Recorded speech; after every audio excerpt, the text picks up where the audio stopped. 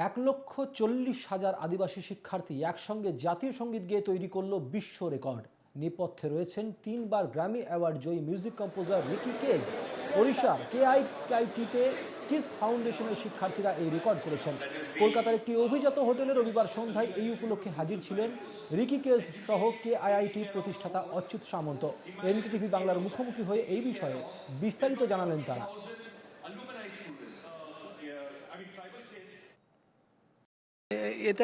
इसमें Guinness book world record भी किस को मिला है because the highest number of students singing the national anthem, so Guinness World Record मिला है। और ये And on top of that, we've got 14,000 children from tribal communities. Now, these 14,000 children from tribal communities are from the Kalinga Institute of Social Sciences, from where they're receiving an education.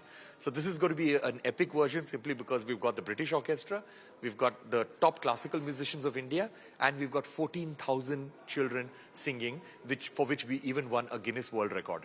স্বাধীনতা দিবসের আগে দেশের মুকুটে আরও এক সোনার পালক। যে খবরটি দেখাচ্ছে আপনাদেরকে, যে 14,000 আদিবাসী শিক্ষার্থী একসঙ্গে জাতীয় সঙ্গীত গেয়ে তৈরি করলো বিশ্ব রেকর্ড।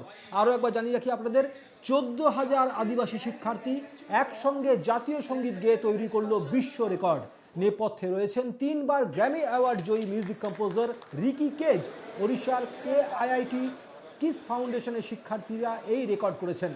কলকাতার একটি অভিজাত হোটেলে রবিবার সন্ধ্যায় এই উপলক্ষে হাজির ছিলেন রিকি কেজ সহ কেআইআইটির প্রতিষ্ঠাতা অচ্যুত সামন্ত। এনকেটিভি বাংলার মুখোমুখি হয়ে এই বিষয়ে তারা বিস্তারিত জানিয়েছেন। इसमें गिनीज बुक वर्ल्ड रिकॉर्ड भी किस को मिला है because the highest number of students singing the national anthem, so Guinness World Record मिला है। और ये 14 अगस्त at 5 PM रिकी केज जी इसको ग्लोबली रिलीज करेंगे। तो it is a very nice things that for the first time indigenous और tribal children are singing the national anthem with the legendary musician of the entire country, and Ricky Cage is the main things behind this entire things.